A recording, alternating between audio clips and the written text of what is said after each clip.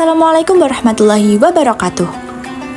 Halo guys, kami dari kelompok 10 akan menjelaskan materi tentang tokoh dan ajaran tasawuf sufi besar.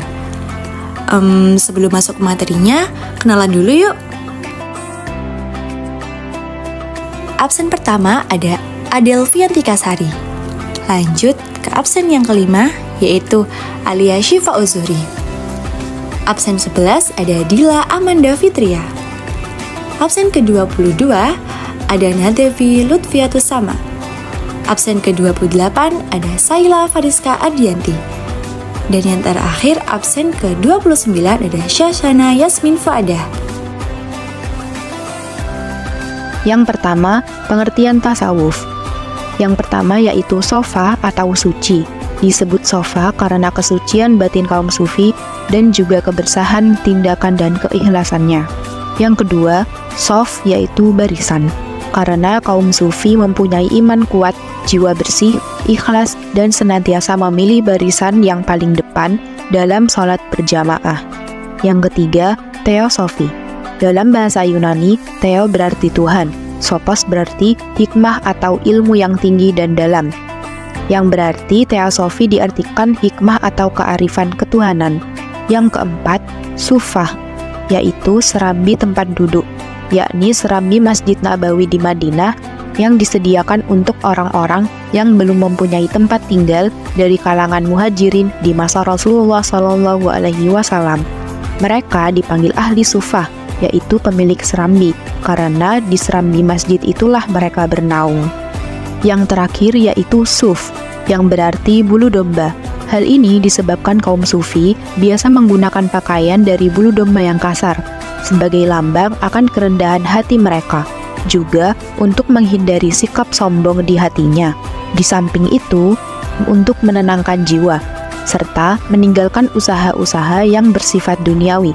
Syuhrawardi mengatakan bahwa mereka berkumpul di Masjid Madinah, seperti halnya orang sufi berkumpul di zawiyah dan ribat. Mereka tidak tergerak untuk berusaha mencari nafkah dan membutuhkan hidup. Rasulullah sendiri membantu mereka untuk memperhatikan dan memberi bantuan kepadanya. Selanjutnya yaitu definisi tasawuf. Yang pertama, Abu Yazid Al-Bustami, pencetus teori fana, baqo, dan ittihad, mengemukakan bahwa tasawuf meliputi 3 aspek, yaitu kha, ha, dan jim.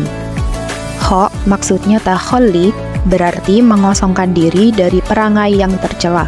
Ha maksudnya tahalli, berarti menghiasi diri dengan akhlak terpuji. Dan jim maksudnya tajalli, berarti mengalami kenyataan ketuhanan. Yang kedua, Al-Junaid Al-Baghdadi, yang dikenal dengan bapak tasawuf modern, mendefinisikan tasawuf sebagai keberadaan bersama Allah Subhanahu wa Ta'ala tanpa adanya penghubung. Baginya, tasawuf berarti membersihkan hati dari sifat yang menyamai binatang, menekan sifat basyariah, menjauhi hawa nafsu, memberikan tempat bagi sifat kerohanian, berpegang pada ilmu kebenaran, memberi nasihat kepada umat, benar-benar menempati janji kepada Allah Subhanahu wa Ta'ala, dan mengikuti syariat Rasulullah SAW.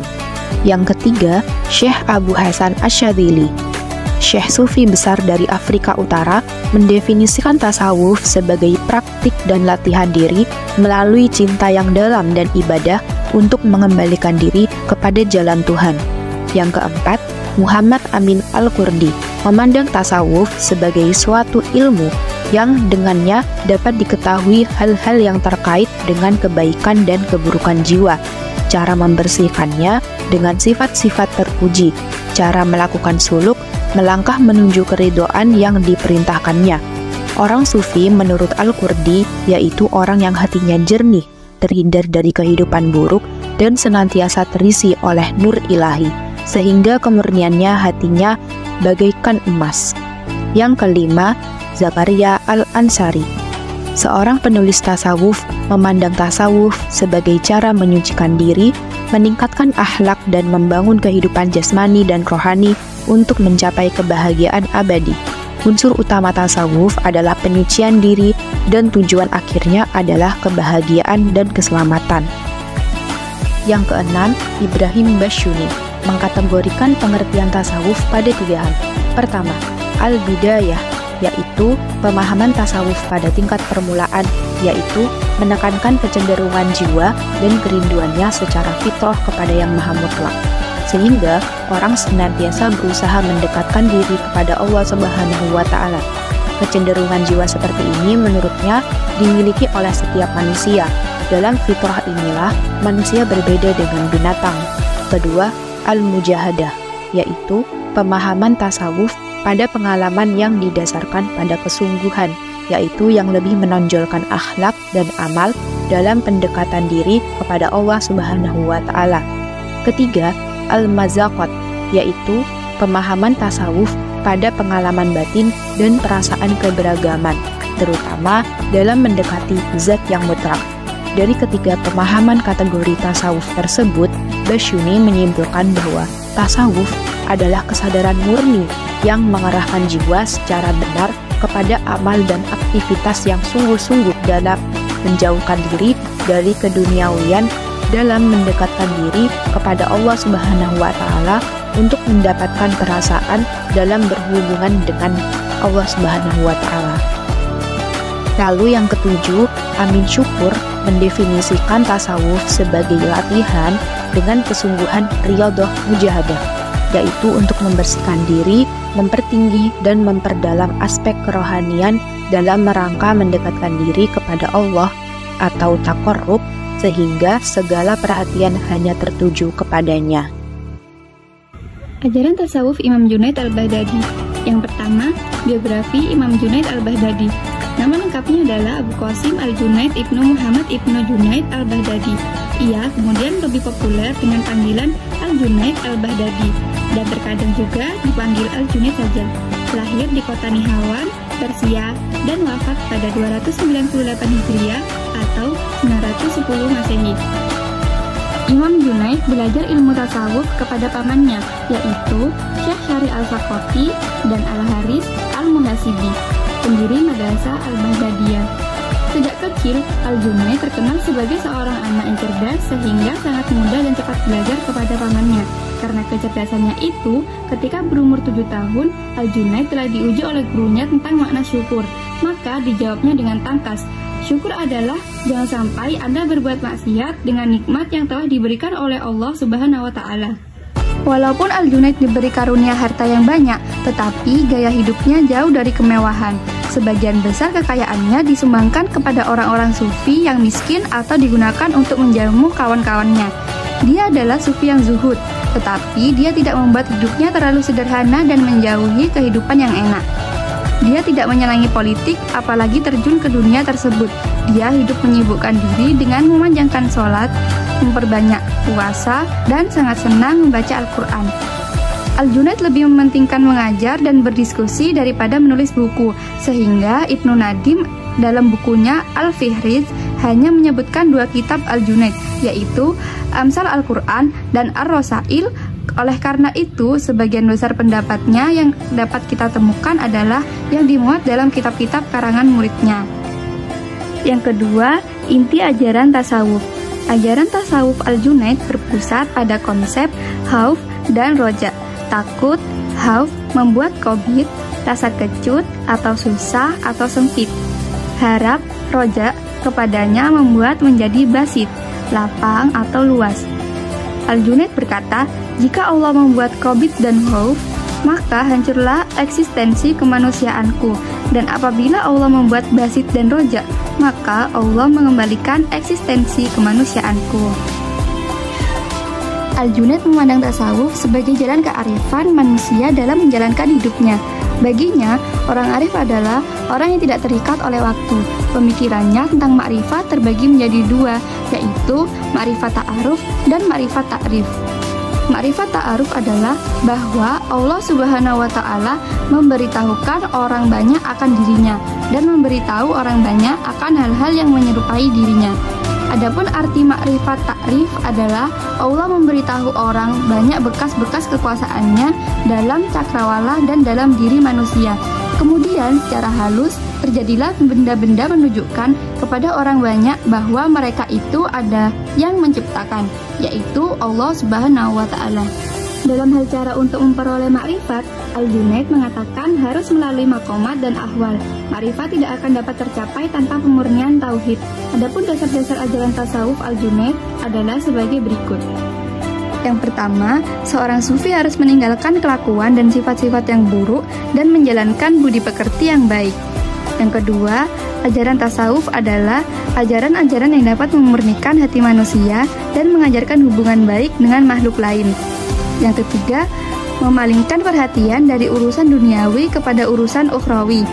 Bagi orang beriman, meninggalkan pergaulan sesama manusia itu lebih mudah dan berpaling kepada Allah itu sulit.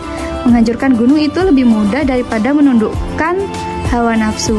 Yang keempat, harus berpegang kepada tauhid, yaitu mengesahkan Allah Subhanahu wa Ta'ala dengan sesempurnanya. Yang kelima, seorang sufi harus bisa melakukan 3 syarat amalan, yaitu melazimkan zikir yang disertai himmah dalam kesadaran penuh.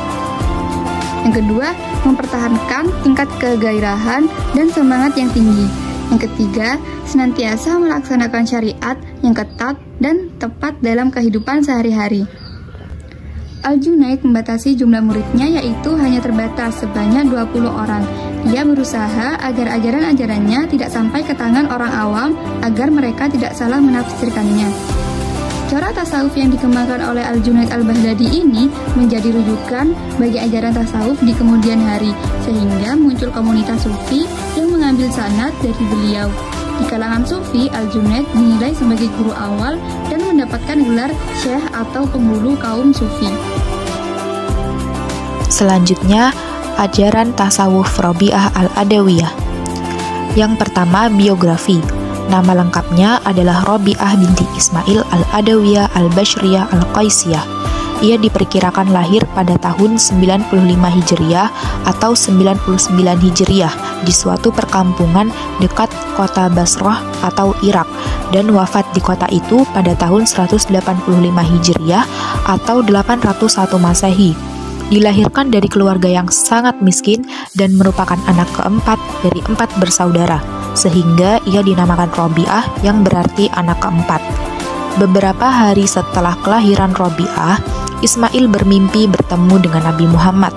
Dalam mimpinya, dia berkata kepada Ismail agar jangan bersedih karena Rabi'ah akan menjadi seorang wanita yang mulia, sehingga banyak orang akan mengharapkan syafaatnya. Sejak kecil, Rabi'ah sudah dikenal sebagai anak yang cerdas dan taat beragama.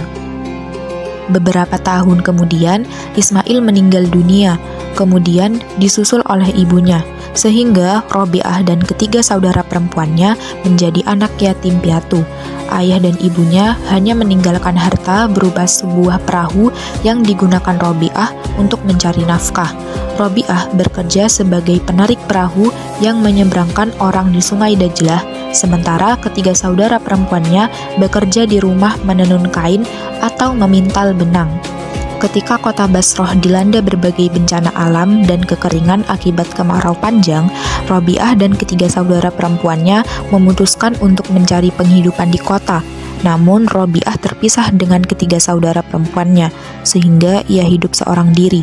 Pada saat itulah Rabi'ah diculik oleh sekelompok penyamun, kemudian dijual sebagai hamba sahaya atau budak seharga 6 dirham kepada seorang pedagang.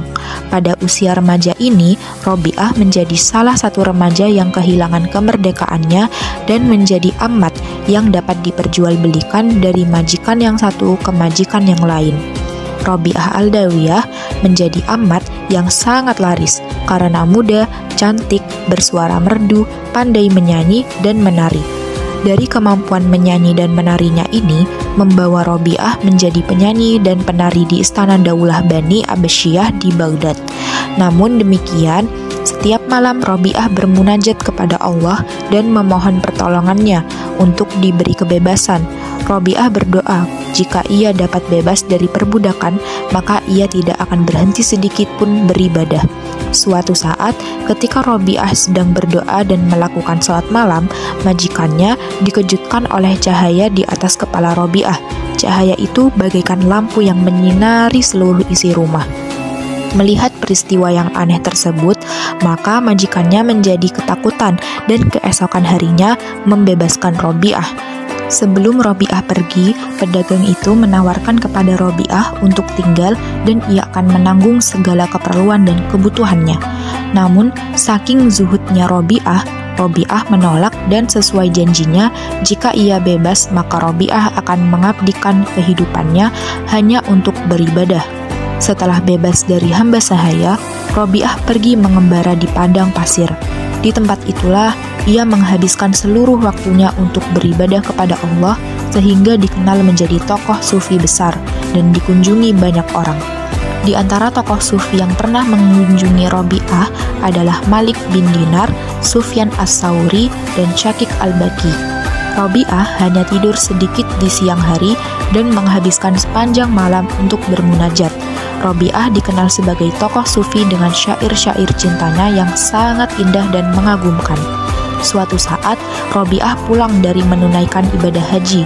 Kesehatannya mulai menurun. Para sahabatnya banyak yang berdatangan untuk membantunya. Tetapi, Robiah tidak ingin menyusahkan orang lain. Ia menyampaikan kepada sahabatnya yang telah lama menemaninya, yaitu Abdah binti Abi Syawal, bahwa sebenarnya ia sudah menyiapkan kain kafan untuk membungkus jenazahnya. Tidak lama dari kejadian tersebut, awan mendung menggelayut di bumi Baghdad. Sufi Agung Robiah al-Adawiyah wafat di Basrah pada tahun 185 Hijriah atau 801 Masehi.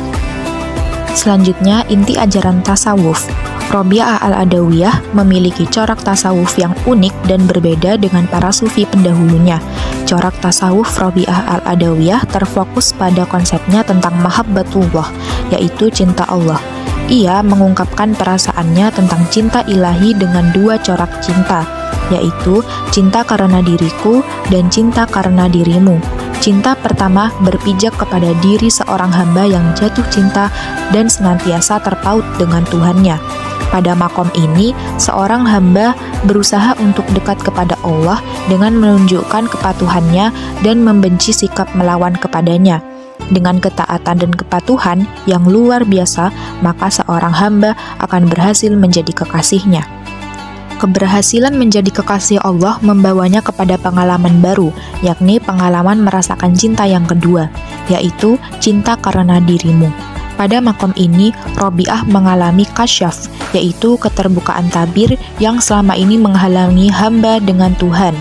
Melalui proses mukasyafah, hamba berusaha Tuhan membukakan hijab Robiah sehingga tercapailah makom musyahadah, yaitu pengalaman menyaksikan keagungan Allah melalui basyirah, yaitu mata hati, sehingga ia mencapai makrifat, yaitu mengenal Allah dengan meyakinkan. Pada tahap ini, Robiah al-Adawiyah merasakan cinta Allah karena dirinya. Ia berada pada posisi yang pasif, menjadi objek yang menerima limpahan cinta Allah. Tasawuf yang diamalkan oleh Robiah termasuk tasawuf irfani. Konsep tasawuf mahabbah yang diajarkan oleh Robiah merupakan perwujudan rasa tulus dan ikhlas dengan cinta tanpa adanya permintaan ganti dari Allah. Ajaran-ajaran Robiah tentang tasawuf dan sumbangannya terhadap perkembangan tasawuf dapat dikatakan sangat besar. Sebagai seorang guru dan penuntun kehidupan sufi, Robiah banyak dijadikan panutan oleh para sufi sesudahnya, dan puisi cintanya sering dirujuk oleh para sufi lainnya. Misalnya Abu Thalib al-Makki, As-Suhrawardi, dan Al-Ghazali. Ajaran tasawuf Imam Al-Ghazali. Biografi Imam Al-Ghazali. Beliau adalah Zainuddin Hujatul Islam Abu Hamid Muhammad bin Muhammad ibn Muhammad Al-Ghazali At-Tusi Al-Naisaburi Al-Faqih Al-Sufi Al-Syafi'i Al-Asy'ari. Lahir di kota Tus yang merupakan kota kedua di Khurasan setelah Naisabur pada tahun 450 Hijriah. Beliau mempunyai saudara laki-laki yang bernama Ahmad. Ayahnya adalah seorang perajin kain suf yang terbuat dari bulu domba dan menjualnya di kota Tus. Menjelang wafat, dia mewasiatkan pemeliharaan kedua anaknya kepada temannya untuk dididik. Dia berpesan, "Sungguh, saya menyesal tidak belajar khat, yaitu tulis-menulis Arab, dan saya ingin memperbaiki apa yang telah saya alami pada kedua anak saya ini. Maka saya mohon engkau mengajarinya, dan harta yang saya tinggalkan boleh dihabiskan untuk keduanya. Ayahnya adalah seorang fakir yang saleh, tidak memakan kecuali hasil pekerjaannya dari kerajinan. Kebiasaannya adalah berkeliling mengunjungi ahli fikih dan mendengarkan pengajiannya, menghidupi keluarganya dengan nafkah semampunya. Apabila mendengar perkataan mereka, yaitu ahli fikih, beliau menangis dan berdoa memohon diberi anak yang faqih. Apabila hadir di majelis ceramah nasihat, beliau menangis dan memohon pada Allah untuk diberikan anak yang ahli dalam ceramah dan nasihat. Nampaknya Allah mengabulkan doanya. Imam Al-Ghazali menjadi seorang yang faqih dan saudaranya Ahmad menjadi seorang yang ahli dalam memberi ceramah nasihat. Setelah ayahnya meninggal, maka Al-Ghazali dan Ahmad dirawat dan dididik oleh teman ayahnya, seorang sufi yang diberi wasiat oleh ayahnya tersebut. Beliau berdua belajar dengan tekun hingga sampai suatu saat harta peninggalan orang tuanya sudah habis. Akhirnya, sang sufi itu menganjurkan keduanya untuk belajar di sebuah madrasah di Tus yang menyediakan biaya hidup bagi para santrinya. Nasihat sufi tersebut mereka turuti. Di sini Al-Ghazali mulai mempelajari fikih dari Syekh Ahmad bin Muhammad Ar-Razqani tentang fikih Syafi'i, kalam Asy'ari, sejarah para wali dan syair-syair. Ketika berusia 20 tahun berangkat ke Jurjan untuk belajar kepada Imam Abu Nasr Al-Ismaili dan menulis buku At-Ta'liqat. Setelah itu kembali lagi ke Tus, dan dalam perjalanannya menuju Tus dia dihadang oleh perampok yang menyita buku catatannya. Pengalaman di Lampau tersebut sangat membekas dalam benak Al-Ghazali. Sesampainya di Tus, beliau khawatir ilmunya akan hilang. Untuk itu selama 3 tahun Al-Ghazali merenung, berpikir dan menghafal seluruh pelajaran yang diterima dari gurunya. Setelah itu Al-Ghazali melanjutkan pengebaraan studinya ke kota Nisabur. Di sini berguru kepada Imam Haramain Al-Juwaini, seorang ulama besar aliran Asy'ariyah, sehingga berhasil menguasai berbagai disiplin ilmu dengan sangat baik: fikih mazhab Syafi'i, ilmu perdebatan, usul, mantiq, hikmah, dan filsafat. Di Nisabur ini, Al-Ghazali mulai mengembangkan bakat menulisnya sehingga membuat kagum gurunya, sehingga diberi gelar Bar al-Mughriq, yang artinya laut yang dalam dan menenggelamkan. Setelah Imam Haramain meninggal, berangkatlah Imam Al-Ghazali ini pergi ke Mu'askar untuk bergabung dengan majelis seminar yang digelar oleh Wazir Nizam Al-Mulk. Kemudian Nizam Al-Mulk mengangkatnya menjadi pengajar di madrasahnya dan memerintahkannya untuk pindah ke sana. Pada tahun 484 Hijriah, pada usia 30-an tahun, Al-Ghazali diangkat sebagai guru besar dan rektor Universitas Nizamiyah di Baghdad. Di universitas ini, Al-Ghazali mempunyai kesempurnaan yang luas untuk mengembangkan pemikirannya pada bidang fikih, ilmu kalam, maupun filsafat. Pengaruh filsafat dalam diri beliau begitu kentalnya. Beliau menyusun buku yang berisi kritik terhadap filsafat, seperti kitab At-Tahaffuz Al-Falasifah yang berisi kritikan tajam terhadap filsafat. Walaupun demikian, beliau tetap mengambil sisi positif filsafat yang dinilainya ada sisi kebenarannya juga. Beliau juga gemar meneliti kitab Ikhwan As-Safa dan kitab-kitab karangan Ibnu Sina. Dengan kejeniusan dan kepakarannya dalam fikih, tasawuf, dan usul, maka beliau menyelami semua bidang keilmuan tersebut dengan mendalam. Imam Al-Ghazali adalah penulis yang sangat produktif. Bahkan, sampai sekarang sulit mencari tandingan penulis yang produktif seperti beliau. Tidak kurang dan tidak lebih dari 457 kitab telah ditulisnya. Di antara karya Imam Al-Ghazali yang monumental adalah kitab Ihya Ulumuddin, menghidupkan kembali ilmu-ilmu agama. Berikut ini adalah sebagian kitab yang ditulis oleh Hujjatul Islam Imam Al-Ghazali. Yang pertama adalah Ihya Ulumuddin, yaitu menghidupkan ilmu-ilmu agama. Yang kedua, Mukasyafah Al-Qulub, yaitu terbukanya hati. Yang ketiga, Mizan Al-A'mal, yaitu timbangan amal. Yang keempat, Kimia As-Sa'adah, yaitu kimia kebahagiaan. Yang kelima, Mishkat Al-Anwar, yaitu relung-relung cahaya. Yang ketujuh, Minhaj Al-Abidin, yaitu metode orang-orang beribadah. Yang kedelapan, Bidayah Al-Hidayah, yaitu pembukaan untuk mendapatkan hidayah. Yang kesembilan, yaitu Al-Ulum Al-Laduniyah, yaitu ilmu-ilmu laduni. Yang kesembilan, yaitu Risalah Al-Qudsiyah atau surat-surat suci. Yang ke-10, yaitu Jawahir Al-Quran atau rahasia-rahasia Al-Quran. Yang ke-11, yaitu Tahaffuz Al-Falasifah, yaitu keracunan filsafat. Dan yang terakhir adalah Al-Muqizu min Az-Zolal, yaitu pembebas kesesatan. Kedudukan dan ketinggian jabatannya tidak membuat congkak dan cinta dunia. Dalam jiwanya bergejolak yang membuatnya senang menekuni ilmu-ilmu kezuhudan. Bahkan dalam proses kehidupannya di kemudian hari, Al-Ghazali meninggalkan Baghdad dan kembali ke Tus untuk mendirikan Zawiyah Sufiyah. Di tempat ini, Al-Ghazali membimbing para salik untuk belajar memahami dan mengamalkan tasawuf. Pada bulan Zulqa'dah tahun 488 Hijriah, beliau berhaji dan mengangkat saudaranya bernama Ahmad sebagai penggantinya. Pada tahun 489 Hijriah, beliau masuk kota Damaskus dan tinggal beberapa hari.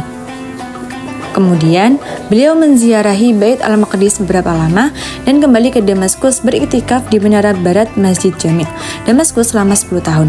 Beliau banyak duduk di pojok tempat Syekh Nasr bin Ibrahim al-Maqdisi di Masjid Jami' Umawi yang sekarang bernama Al-Ghazaliyah. Tinggal di sana dan menulis kitab Ihya Ulumuddin sambil melatih jiwa. Akhir kehidupannya dihabiskan untuk mempelajari hadis dan berkumpul dengan ahlinya, berkata Imam Az-Zahabi. Pada akhir kehidupannya, beliau tekun menuntut ilmu hadis dan berkumpul dengan ahlinya serta menelaah Sahihain atau Sahih Bukhari dan Muslim.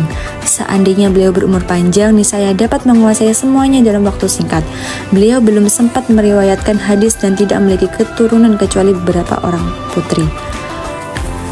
Abul Faraj Ibnu Jauzi menyampaikan kisah meninggalnya beliau dalam kitab As-Sabat Inda Al-Mahmad, menukil cerita Ahmad saudaranya. Pada subuh hari Senin, saudaraku Abu Hamid berwudu dan sholat, lalu berkata, "Bawa kemari kain kafan saya." Lalu beliau mengambil dan menciumnya serta meletakkannya di kedua matanya dan berkata, "Saya patuh dan taat untuk menemui malaikat maut." Kemudian beliau meluruskan kakinya dan menghadap kiblat. Beliau meninggal sebelum langit menguning. Beliau wafat di kota Tus pada hari Senin tanggal 14 Jumadil Akhir tahun 505 Hijriah dan dikuburkan di kuburan At-Tabaran. Inti ajaran tasawuf. Sebelum menempuh jalur sufi, Al-Ghazali telah melewati pengembaraannya di berbagai bidang keilmuan, mulai dari ilmu fikih, filsafat, ilmu kalam, dan yang terakhir adalah tasawuf. Bagi Al-Ghazali, para sufilah yang menempuh jalur yang benar karena mereka memadukan antara ilmu dan amal, memiliki ketulusan tujuan, dan betul-betul mengalami ketentraman dan kepuasan karena mendapat pencerahan dari Allah Subhanahu wa Ta'ala.